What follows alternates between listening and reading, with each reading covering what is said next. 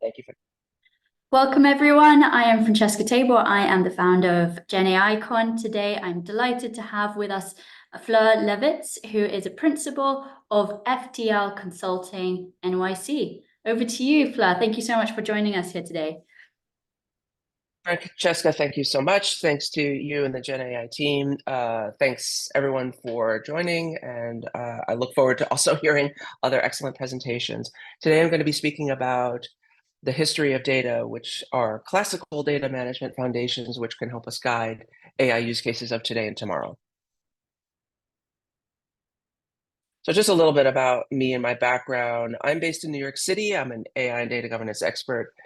I'm an independent consultant and a data coach, which means I advise stakeholders, senior stakeholders, government officials on optimizing their data practices and now AI governance practices. I have previously, I worked in advertising earlier in my career. I am a certified information privacy professional. I am also a librarian by education, and we're still doing a little bit about my talk is we're still organizing books on the shelves very much as we have been doing in libraries for over 100 years.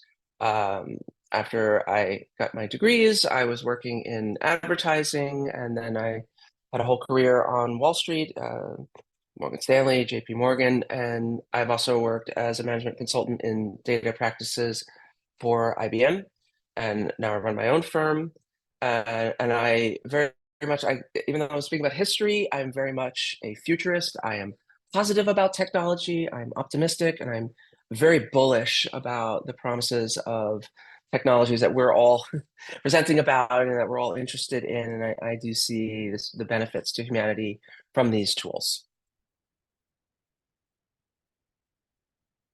To summarize, really, if it's an overview, look, I think we as experts in this space are primed and positioned to advise senior leadership of the most important corporations and government agencies in the world in the ways that this technology can benefit humanity. That was sort of the thesis. This is, although the technologies might be new, they've developed on the shoulders of other great giants in technology development, and we simply need a new language and framework to help the leadership and sort of the people basically to develop a new language to leverage these tools most effectively. It's not a new phenomenon. Call it glibly. It's we always fight the last war. So in this case, the last war was data governance. This was very much brought about, certainly in the corporate sector and in regulated industries, by a need to respond to regulations. So data governance grew out of the need to organize people to manage data records. So the theme of all of this is it's really not about AI or technology in general. This is really all about people and the skills that people have inherently to provide context and to use their skills, their reasoning skills to help organize. What I'm going to talk about today are some historical references of how this was done in the past several hundred years. Again, like I said, it's not a new phenomenon. We've always been organizing and rationalizing and recording human thought. So we're going to look at some historical examples of this and how this correlates to current data challenges and using that as a springboard to help advise us on the AI governance use cases of today and tomorrow. The first one is maybe the least well known, but it's worth taking a pause and mentioning. So this is called the binomial naming system from Swedish naturalist and biologist who's credited with this, Carl Linnaeus. In this time, the 18th century, scientists of the day were certainly collecting samples of plants and animals, but there had not been, up to this point, a unified language or terminology by which to refer to these specimens. We've all seen cases associated with butterflies. You go to the Natural History Museum here in New York, you see rows and rows of these samples, and they have this two-part name. Well, this came from the need to create a unified naming scheme to share the scientific information across different communities. This was the philosophy of, in Latin, it's called divisio et denominatio, to name and divide. So the theory that they were working under was that they needed to name and to divide, tag and to bag.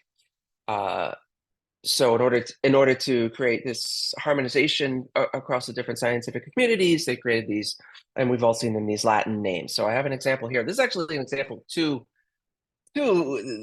patterns, if you will, in data management. We have the taxonomy, so the sort of hierarchical structures, and then in this case, I'm speaking about the names. So something that a lot of us know are Canis familiaris, that's the common dog. Humans are Homo sapiens, the thinking man. Again, so this is a very early example of creating unique names. Very interesting from a historical background, but where is the current reference to this? Well, it's in all of the work that we do, certainly within data management, to create nomenclature and vocabulary. This really sort of what's kicked off, say, in earnest in the past 15, 20 years, certainly within financial services, the need to create control vocabularies or business glossaries of critical data elements to effectively do the same thing, to share information internally across between stakeholders, but also externally to clients and more importantly to regulators. So some of the early wave of creating data catalogs and the software to manage this was, again, it's the same challenge, is to create a unique name to help share that information and then to sort of codify this new language for the organization. I also see elements of this in work around master data management, which is really more about creating these sort of patterns of data and sort of fields for the sort of common themes within an organization. So one clear example is the customer master, all the work around creating understanding lists of customers and making sure we have unique names for them so that we can, in the case of any kind of products company, to understand their patterns and to sell more products. In the case of the banks, it's to understand what the information that the clients and the customers are doing. And then in the case of law enforcement, the interesting example of just understanding who are the bad actors, who are we keeping lists of records about? So in the case of incarceration, sometimes we see a data challenge where we had 3 people who were incarcerated today: Fleur Levitz, Fleur D. Levitz, and Fleur Diane Levitz. Well, that's actually all the same person. The work around creating unique names is a sort of a modern example of how this is normalized and dealt with today. My 2 screenshots here are from software that manages this. This is just, I'm not here to sell software, but this is an example of business terms in a software called Calibra. And this is just Wikipedia, just classic examples. Try to use something topical, Super Bowl, to disambiguate between other versions of something called a Super Bowl. There could be. Moving on now. So second example of a historical example, which has relevance today. There are multiple examples of records like this. I think this one is particularly fascinating because I include the website here. You can actually go test this out. Thomas Jefferson, who was the 3rd president of the United States, among other roles that he played, a statesman and also a scientist, an inventor. He had meticulous daily recordings of weather and other phenomena such as birds and frogs and plants. He recorded this with some gaps between July 1776 to June 1826. And of course, I looked up what it was today. The record was not this that I have the screenshot of. It was weather for DC. It was around 40 degrees. It's more like 50 degrees and sunny today, but just as a point of reference. It's interesting to look back and see what was recorded for the day. But more importantly, this was a very rigorous activity, methodical, almost monk-like in the recording. Here's a sample of what it looked like, obviously by hand, written in ink. And this has all been digitized and transcribed, and it's actually pretty fascinating to see the depth of such records. Well, where do we see these links today? I mean, obviously in any sort of dashboarding or tabular type reports. These are just two examples, more sort of data science example of flights over the US. And this is more about budgeting here, top example.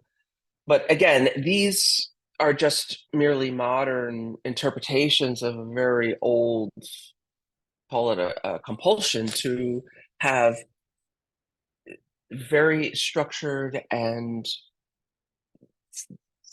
very like rigorous in terms of the detail and the format recordings of the everyday life. And those weather records, I mean, they're used to on Wall Street to predict sort of the financial contracts of the futures, and certainly in swaps trading. And so this is really about presenting metadata in a meaningful way. The historical example, obviously by hand. Today we have the power of computing to do this. But again, it's based upon the fact that the structures are rigorous and unchanging, and there's sort of common definitions for everything.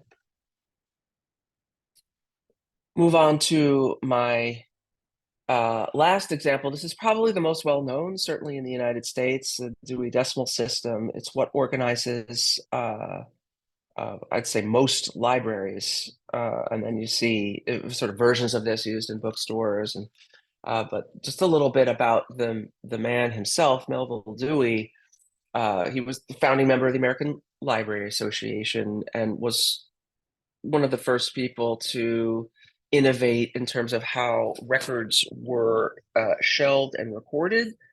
And this is archaic today, but you used to see it more frequently. There's actually a card catalog system, an index card, to record this record of a book and its placement on the shelf according to this system of classification, which is based on human thought. Again, it's a sort of the classical Western approach of organizing all human knowledge. In this case, it was divided by 10, and then each level subdivides.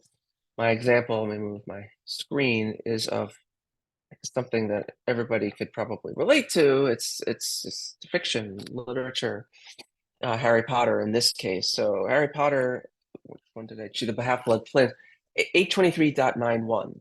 So this structure here breaks down 800s are the literature, then we go into English literature, and then English fiction, modern, and then basically 20th century. What's interesting to note about this Harry Potter, it's not just Harry Potter listed there. There are others of these sort of fanciful fantasy English literature there as well. I was interested to note that 1984 works are also listed at that same spot. So it's a pretty interesting one for me personally. But that's what a decimal system such as this allows for. I'll move my screen again. You can see the echoes of this not only just in common libraries and bookstores, and that's references that we know maybe from childhood and organize human thought, but the evolution of this is pretty clear to see that these are also classification systems. Classification systems help us develop the modern AI use cases are around personalization, recommendation, and prediction. But again, these are still based on these classical structures where items can be classified in a taxonomy, and then there are other like items that are classified at that same point to help us build out these preferences. These examples I'm sure are pretty common. The top one is Amazon, that works a similar way. These are products that are recommended for you. So in this case, these are household items. And Netflix your top picks to watch next based upon your previous activity. But again, I definitely see a clear link here towards the classical Dewey Decimal System foundation. And this is, alive and well today, both in its classical form and also has help us to inform use cases going forward. So bringing it towards a call of action. I started my talk with saying that we as leaders, we are positioned to advise leaders of organizations, government officials, people who are spending money and big budgets to help improve their whatever their business goals are, be it automation, developing these personalization recommendation systems, doing reasoning, computation, interacting with customers. And so all of those use cases can be informed by what has come before us. Again, it's standing on the shoulders of giants or fighting the last war. And I do feel that history can help us guide our response to AI. Again, like I said, it's not a new phenomenon. The technology might be just more powerful and new, but the challenges to organize human thought and codify it in a way to advance our business goals or just simply to help humanity, this is the same. So I present these three very high-level examples just as references that we see just in our daily lives, but also to help inform our response to the future. And a really key point here, I also said this in the beginning of my talk, it's actually not about AI, or it's not even really about technology. This is all about people. So the key differentiator to me and where we as people and certainly leaders in this space can play a role is in, first of all, informing and helping to show the context around these challenges and where the technology can apply and base this upon the classical understanding, but also to use what only we have, which is the empathy. It's that human connection and that human touch that really does need to show through here. And the more we automate, we sort of risk kind of automating the people and the human touch out of this. And this is really a call to remember the human touch here and to use the empathy and kind of those what are called soft skills as we help build out these solutions and these use cases. And that's the primary bulk of the talk. And I just want to thank you and Francesca and the entire Gen AI team. And I'm just very interested to hear the other talks and just to wish us all well and look forward to just hearing from folks in the audience, or just anybody can reach out to me on LinkedIn. And thank you very much. Thank you so much for joining us, Fleur. So I have two questions for you. So if you have 5 minutes, it would be great. I do. Awesome. So there's been a lot of innovation last year, and also a lot of controversy around AI. So do you think that you mentioned that you're quite bullish about the possibilities with AI, and in the finance industry in particular, how do you see that changing over time through the use of AI? Yeah, no, great questions. Again, yes, I am optimistic and bullish. I do think that, again, talked a lot about history. I think that this is going to follow a similar pattern. Certainly financial services as a regulated industry, it's always about responding kind of two-part goals, is responding to regulations while having return for shareholders, and sort of that it's a profit engine. This will follow similar patterns to, as I mentioned, data governance. Take, for example, a GDPR. So the response to GDPR and the data rights and access and the rights of the individual and privacy. The response within financial services was to develop an enormous middle and back office system, chief data office, and so to harness that. So it became a knowledge worker role to play, and the chief data officer was a role that was created out of that need. There was a lot of talk around the role of a chief AI officer. I think I could see that coming. I think it's a combination of a technology, information, but it's a business facing operations role.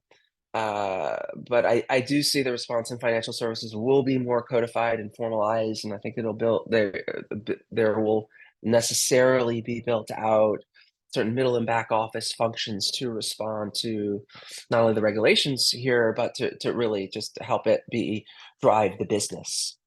It's a great question. Wonderful. Thank you so much. And then in terms of higher education and universities responding to these changing roles, like, chief AI officer, we're going to see the emergence of more and more algorithmic trading, less need for knowledge workers, automation of lots of tasks.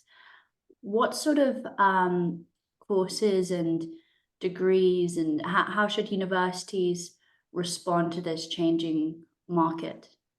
Fantastic question, because it's always about the generation that's coming up that will be the leaders of tomorrow. Again, yeah, with the use of the technology, other roles and tasks are going to be automated. That's a big use here. My positioning, my understanding, my education is a classical humanities education. I see that playing even more of a role going forward.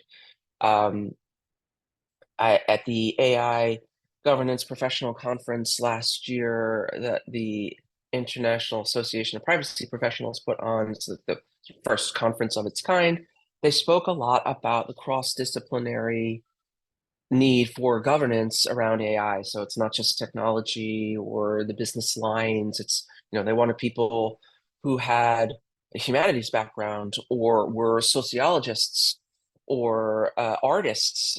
So I see the need, even particularly with Gen AI. Again, the themes of my talk were all about people and empathy and context and humans and the role that humans play. So humans are inherently creative entities. I see the need for artists, poets, writers, musicians.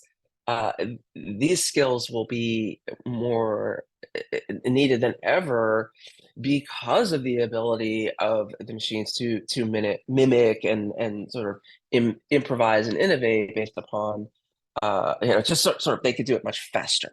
So I do see the role of humans and people in higher education.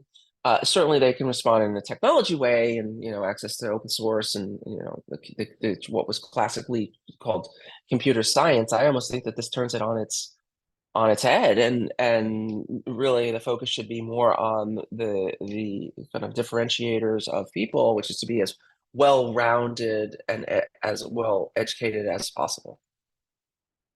That's super interesting. So we're almost moving from being specialists to generalists, or developing maybe some of our soft skills as opposed to the hard skills, our EQ.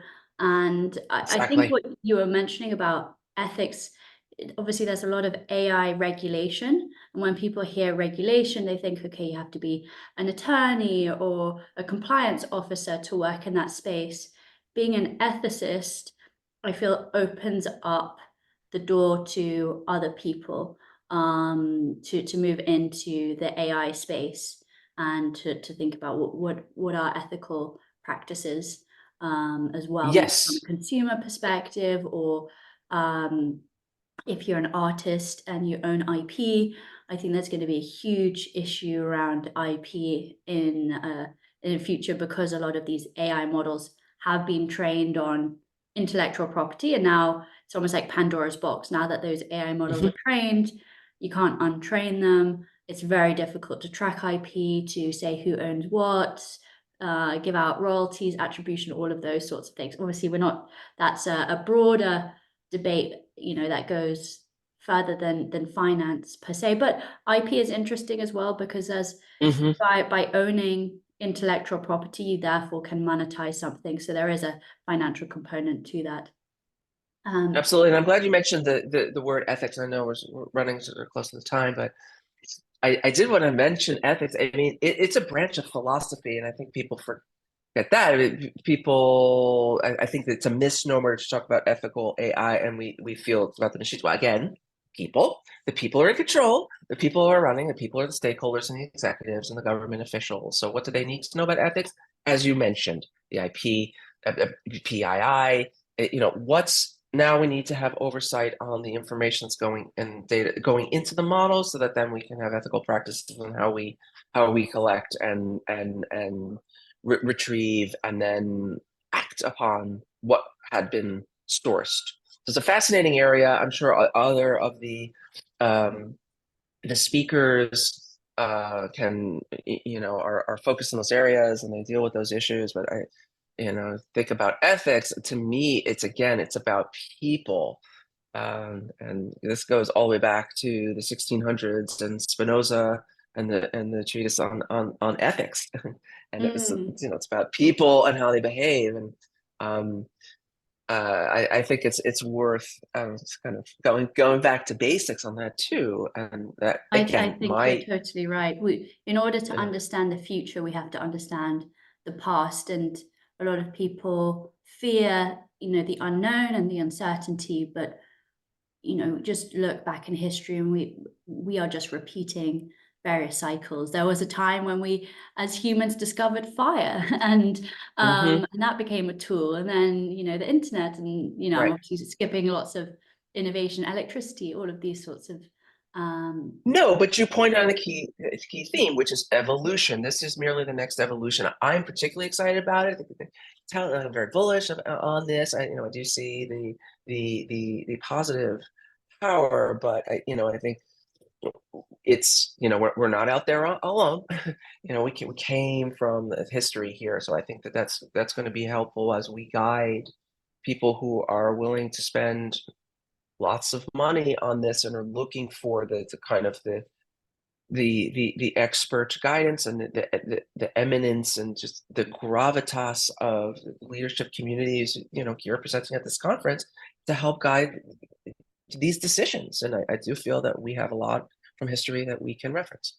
Absolutely. It's a That's why fascinating I love area. holding events, because it's essentially Yeah. a democratic forum for people to voice their opinions. And so I hope that this talk has been helpful for everyone. And where can Yes. people reach out to you?